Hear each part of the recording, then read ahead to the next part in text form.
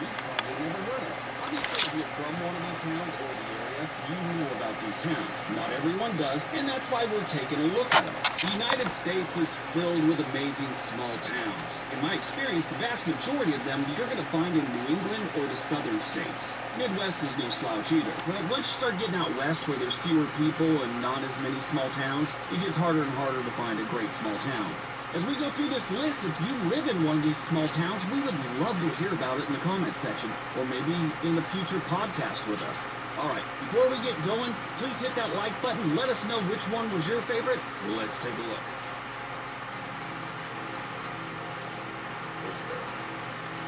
Number 10, Wolfboro, New Hampshire. Wolfboro, New Hampshire has a long history and a special title, the oldest summer resort in America. This place started to become popular way back in the mid-18th century. You know, the place has been around a while when drunk old men at the bar couldn't even exchange Revolutionary War stories because it hadn't happened yet. This is a beautiful small town that sits right on Lake Winnipesaukee, and it's easy to see why people have loved coming here for a very long time. Back in the day, the Prince and Princess of Monaco, or Grace Kelly, used to vacation here. Kurt Vonnegut, Jimmy Fallon has been known to go here. The Marriott family has a vacation property here. And Drew Barrymore and her family have been coming here for years. The town only has about 6,800 people living there like full-time. That's a low enough population where they can maintain that small-town, old-time charm. Many people own second homes here just for vacation, which tells you it's a pretty great place to take a break. It's not just about relaxing here. Wolfboro has lots to do.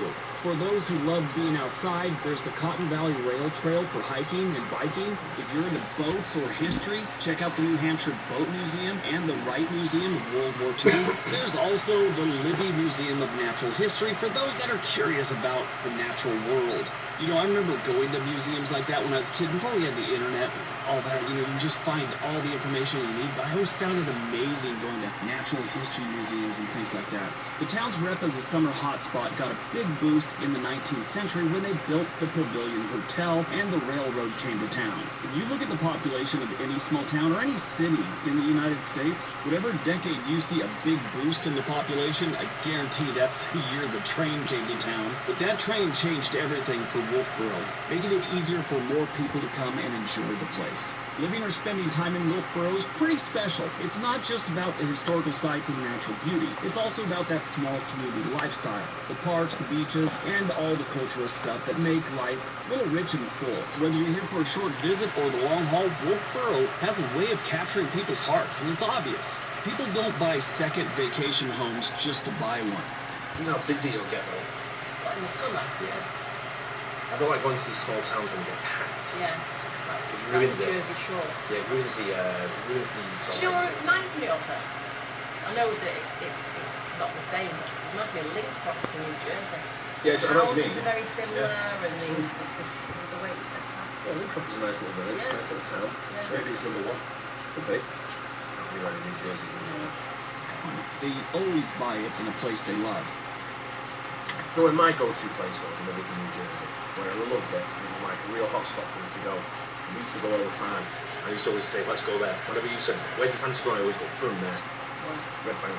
Yeah, Loved it. It was a great little spot. Had the river, had the bar scene, had the restaurants, it had everything going for it. Red Bank. It was a real top, really cool town. Yeah, Red Bank was the go-to place. I loved it. Number 9, Shipshewana, Indiana. Shipshewana is a charming small town filled to the rim with Amish and Mennonite people.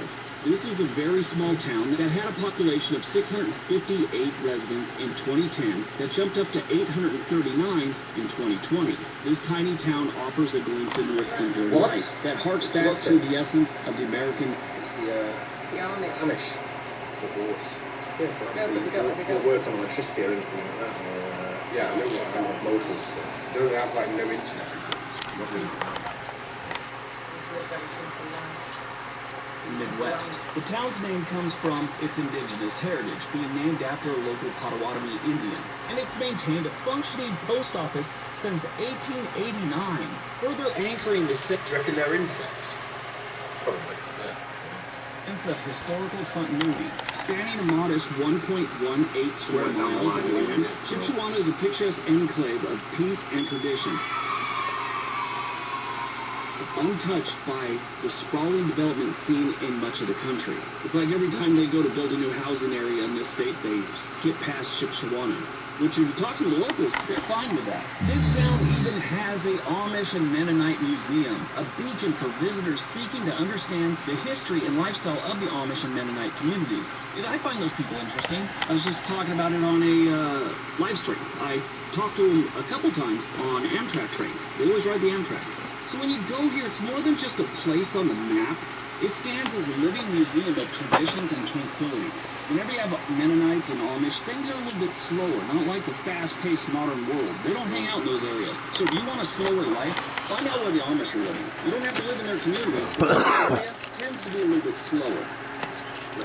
So basically they just live like they're still in the 1920s.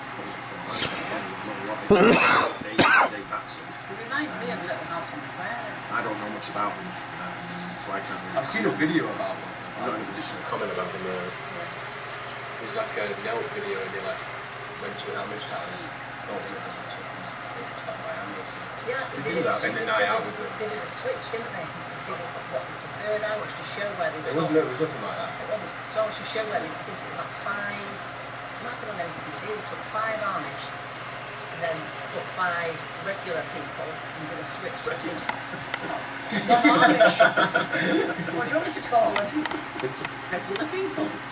And then seeing which we prefer, and they thought that the Amish would go back to the way that they got quite a few of them. They're allowed to take like a time out, aren't they? You can go from you can leave. You go on like you're watching something like that. You mention something that you can go out and live your normal life, and then go back to the Amish when you're ready. So it's kind of like I think all the other Amish is like ground up for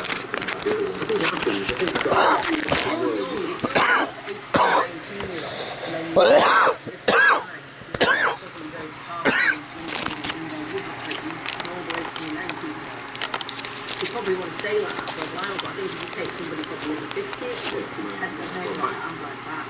yeah, what you've got is a lot of different beliefs across the world, all the things that other people might think are a little bit unusual. Yeah. You know, we do stuff. I remember it was like everything. People might look at us and go, "What are you doing? You're not church."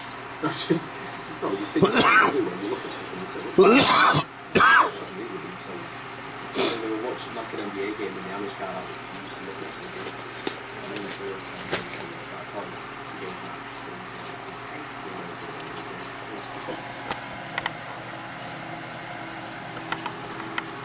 Number 8, Lanesboro, Minnesota.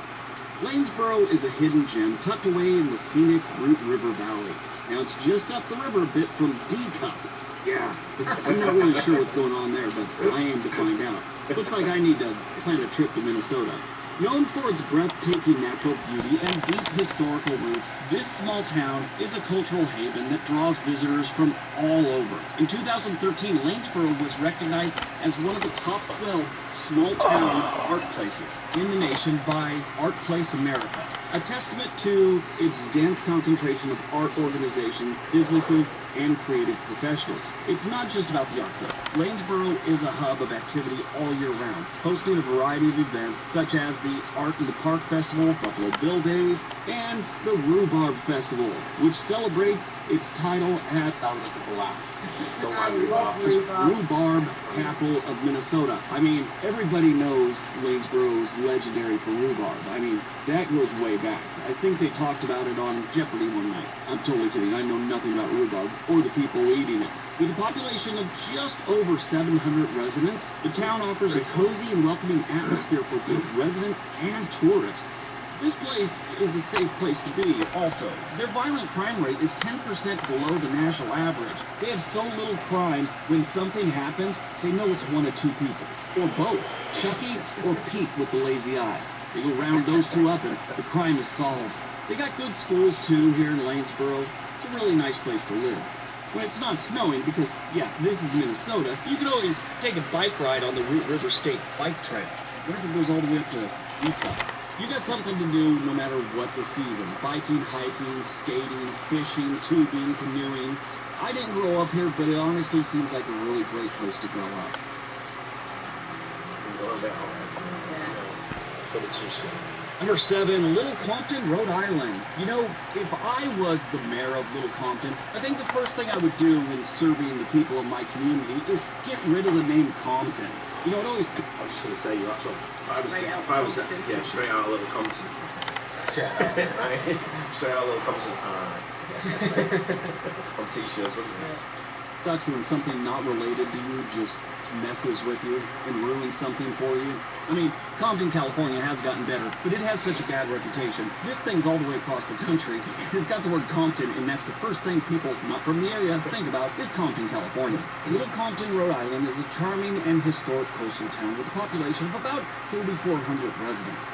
This adorable small town was originally home to the Sakana Indians before being incorporated into the Plymouth colony in 1682. By 1747, Little Compton became a part of Rhode Island and is known for having the state's only official town common, which is listed in the National Register of Historic Places. Amazing! Little Compton is awash with landmarks that reflect its long-standing heritage and natural beauty. They've got a lot of old buildings here, including the Sakana Point Lighthouse. It was first lit in 1884 and meticulously restored in 2012. They also got Fort Church, which is a World War II structure named after Benjamin Church. Little Compton's Historical Society was founded in 1937. And they are obviously the driving force behind a lot of this restoration that goes on here. They got a YouTube channel. I watched a couple videos. It was really interesting.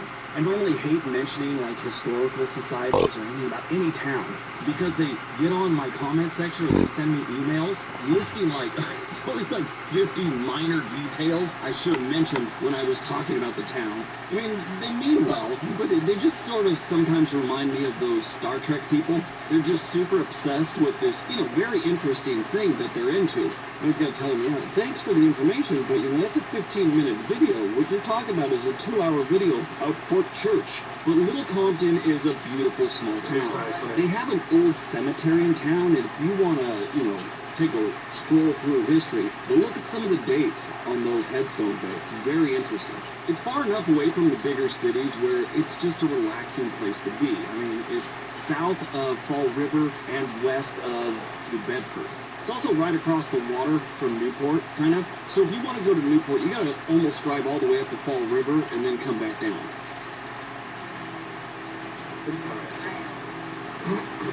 Number 6, Marietta, Ohio.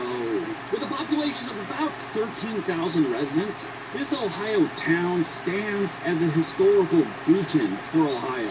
Founded in 1788 as the first permanent settlement of the Northwest Territory. Yeah, I think at the time they really weren't too clear on how far west this country went. They could have called it the middle of the road territory. It would have made a lot more sense. And even today, this is where the majority of the middle-class America lives, the Midwest. This town has some very interesting origins, including indigenous people, notably the Hopewell culture. In the 18th century, French explorers laid claim to this area, and eventually George Washington ventured through, setting the stage for New England settlers to call Marietta their home. Now what's funny is I've heard people call it Marietta, where they actually pronounce the A, then I've heard other people call it like Mariette. I always thought that was a little baffling. One time I called a friend who's from that area in Ohio. I asked him what the deal with that was, what's the proper pronunciation. He said, did I tell you I'm going through a divorce? And then we got talking about that, and never gave an answer to the burning Marietta question. Today, Marietta is a great place to visit with tons of activities and sites for history buffs and outdoor enthusiasts. If you do visit, look up this thing called Hidden Marietta. It's interesting. They got the Ohio River Museum. During the summer, though, this is where you want to go visit. Maybe you'll move in after that. Winters can get rough, but the summers are amazing. You can go kayaking, you can go for a bike ride, you can go see a castle. Another great thing about living here or visiting here, it's almost the furthest you can get away from Toledo and still be in Ohio. Unlike most places in Ohio, Marietta has a crime rate that is 22% lower than the national average, and their violent crime rate is 80% below the national average.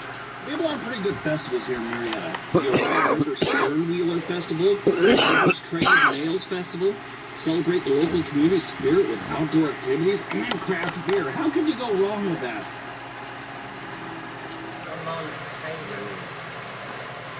Number 5, Shelburne, Vermont. Shelburne, Vermont has a population a little over 6,000 residents. And that population is a little bit older than average, with a median age of 49.2 years. A lot of retirees are here, I guess. Over 70% of the people living in Shelburne are married. The national average is about 61. Nestled along the picturesque shores of Lake Champlain is where you're going to find Shelburne, and it's a quintessential New England town with a twist. Its roots stretch all the way back to 1763. Now it's grown into a pretty vibrant community. This is also where you'll find the world-famous Vermont teddy bear factory. Now, I've mentioned that in the Two Vermont teddy bears. What? Yeah. But it's, you've been to Lake Champlain, Shelburne. No, I Doesn't sound familiar. Best small town. That's where we drove to, wasn't it? It's just a state, kind of a state. I think we drove to Manchester with pictures of locals and it's just like, type thing. But we found the side of the wood shop, the side of it. Hope's New Jersey, in Pennsylvania.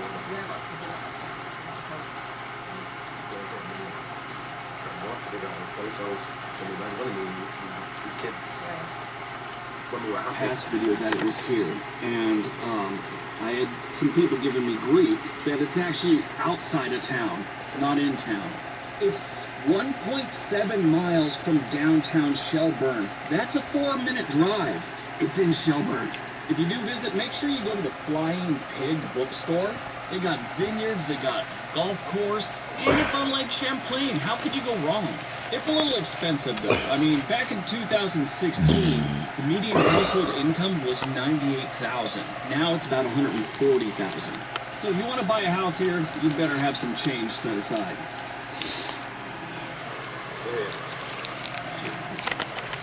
Number 4, Damascus, Virginia. Damascus is also dubbed Trail Town, USA, and it's a treasure tucked away in Washington County, celebrated for its ease of access to a plethora of outdoor adventures. That's what the website says, a plethora of outdoor adventures. This charming town is a paradise for those who love the great outdoors. It's a beautiful area. If you've never been to this part of Virginia, you need to. It's a great place to visit. It's been a few years since I've been there, probably 12, but it's right there in the Appalachian Mountains, and it's not too far from the Tennessee border. That's like right down the road. And if you go east, southeast, I guess you could say, you'll find North Carolina border. I have an Army drill sergeant that I had many years ago. He worked for the school district out this area. That's not a plus for the town. That's actually a negative. Stay away from angry bald men that have a sour disposition about everything, and you should be fine. There's a lot of hiking and a lot of, just going for nice walks in the woods around here. The Virginia Creeper Trail and the Appalachian Trail are right here for you, and they draw in hikers, bikers, and nature lovers from near and far. The Virginia Creeper Trail offers a 34-mile journey from Abingdon to White Top. I think I pronounced that right. I've never been to Abingdon. A-B-I-N-G, Dun, Abingdon. Anyway, the Appalachian Trail is a whole lot different. That's about 2,000 miles. And it stretches from Maine to Georgia right through Damascus. So if you've ever hiked the Appalachian Trail, you've been through Damascus. While you're there, stop by the Damascus Brewery. This is a beautiful town if you want to be in a rural area and just get away from everyone. The good news is the cost of living here is lower than the national average, and home prices are reasonable. There aren't a lot of homes for sale here. This isn't a really big place. I mean, their population is only about 700, 800 people. That's it. So houses don't come on the market all the time. But if you look at the outskirts, I'm sure you could find something. Etsy is the place to find Father's Day gifts, like original baseball hats by Blair, under $50, personalized luggage tags under $25, or handmade outdoor gear under $200. Your dad's one of a kind. Get a gift that gets him. Etsy has it. Earn up to 5% cash back rewards on gas, so you can enjoy whatever's next. This is my favorite AGT moment. Because I'm back. Welcome to America's Got Talent Season 20! I'm happy because I'm here! That was on section! My judging is going to be epic this year. I'm mesmerized. That was the most beautiful thing I've ever seen. I've got a cat named Simon. Is he nice? Well, I just got him neutered. AGT premieres May 27th on NBC and Peacock. What do you call hand-smashed Angus beef patties, seared to perfection and topped with melted cheese? The Smashable Burger of America. You deserve a better burger. The Sonic Smasher.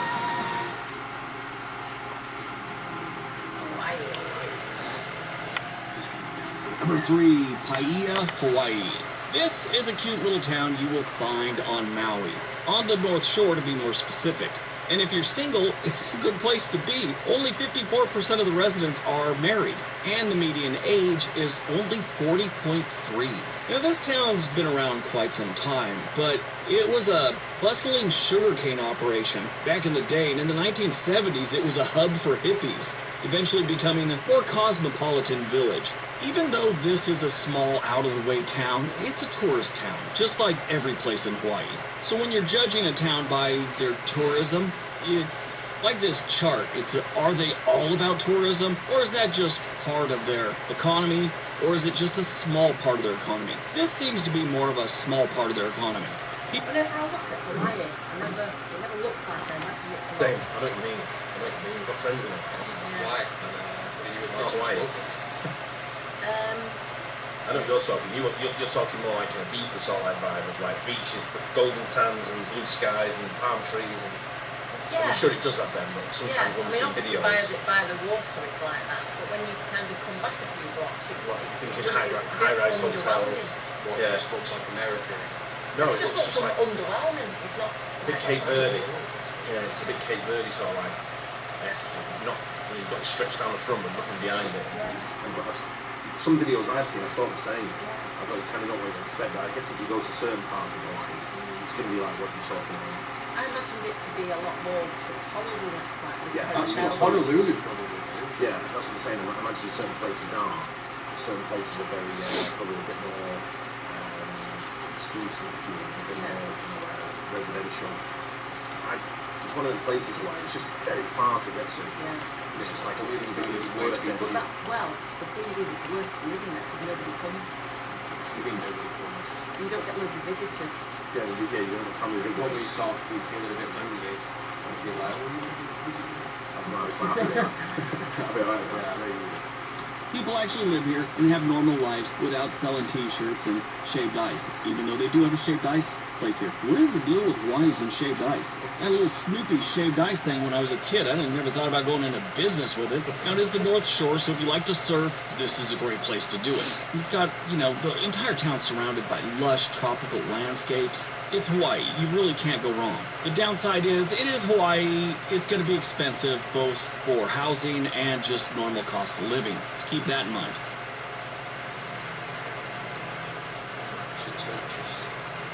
Number 2, Natchitoches, Louisiana. This is a great... How did you say it? I knew I wasn't going to spy. Natchitoches. It's supposed to be different at the bottom now. I can say what you mean. Number 2, Natchitoches, Louisiana. This is a great small town. It is the oldest settlement in the Louisiana Purchase. You will find this in central Louisiana, far away from places like New Orleans and Shreveport. It's in Louisiana, so they're going to have some crime. Not as bad as, like I said, Shreveport and New Orleans and Baton Rouge, but they do have some crime. It's 80% above the national average. That is not horrible when you look at some of the other major cities in the United States, like St. Louis with like 150% above, Detroit. That's how I imagine Bourbon Street's a lot. Yeah. Like, I know we only passed through New Orleans very quickly when I went to Texas when we were driving. So so that's not on the way. Everything was on the way. Diverted everywhere you can think of, zigzagging and going all different places. But when I think Bourbon Street, I'm thinking that packed people with beads and all that kind of stuff. And I imagine it's during Mardi Gras. That's the same image again. French, French colonial type. with like 400% above. Chicago's got areas where it's like 600% above the national average. Memphis is like 480% above the national average. So 80% isn't horrible. Natchitoches is a beautiful town.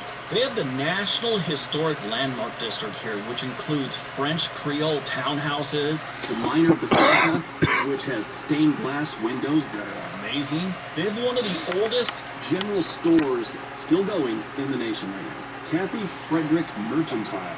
And it still looks like an old general store. Now, this one almost is too big to be a small town. It's actually close to being considered a town. It's got about 17,000 residents. But it is out there in the middle of Louisiana, away from all the other big cities, so it's kind of nice. You have the Red River not too far from town. They got a lake right there in town. The old river flows right through town. It's a nice place. You'll also find Northwestern University here. Go Demons. I've always wondered where that was. I thought Northwestern was in Illinois. I mean, I thought it was going to be in the Northwest. It depends Northwest of where. Be the Northwest of the town. No, I know, but you wouldn't call it. You would call it like Northwestern Louisiana, like, wouldn't you? I thought it was in like Idaho or something. I thought Northwestern was in Illinois. Damn, I did not think it was in Louisiana. And something every day.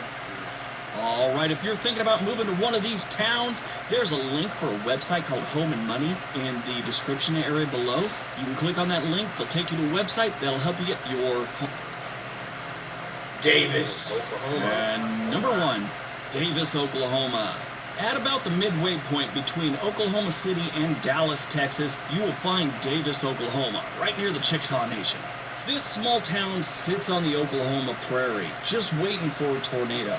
They do have a sonic drive-through, so that makes the danger of a tornado acceptable. They have a population of about 3,000 people, and get this, the median age here is 35 years old. A lot of young people here.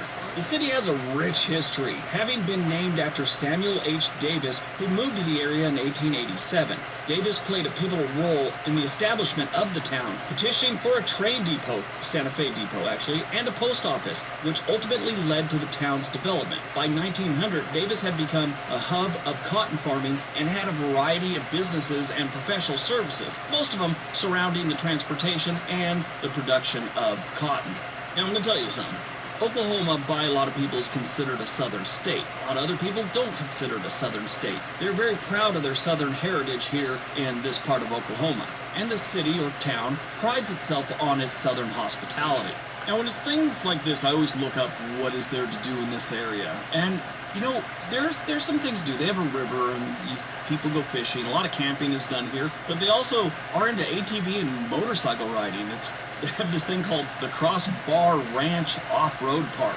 I don't know what's going on there. Kind of looked into it. But, I mean, that's kind of interesting. I was big into that when I was a kid.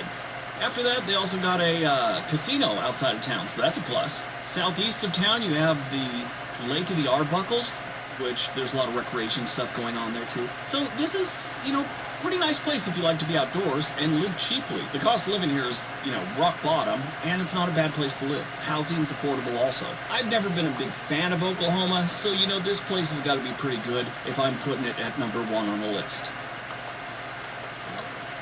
I'd like to give Oklahoma a try.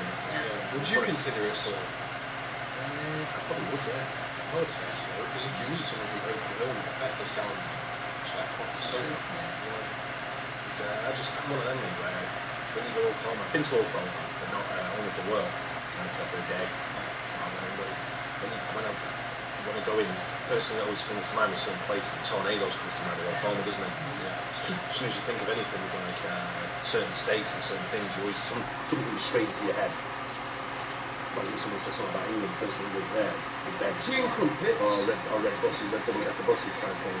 You know, it's there's certain things that come together. Oklahoma, to me, it just says, I do want to go somewhere out there, people to go visit but then places that I've where I don't really necessarily want to go to the big cities, all the big cities. You want to go to the towns and see what it's all about, and do the locals.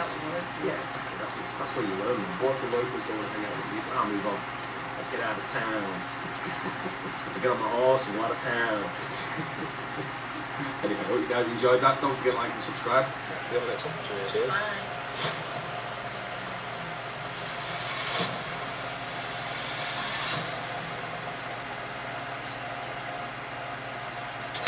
Etsy is the place for affordable Father's Day gifts, especially as dad.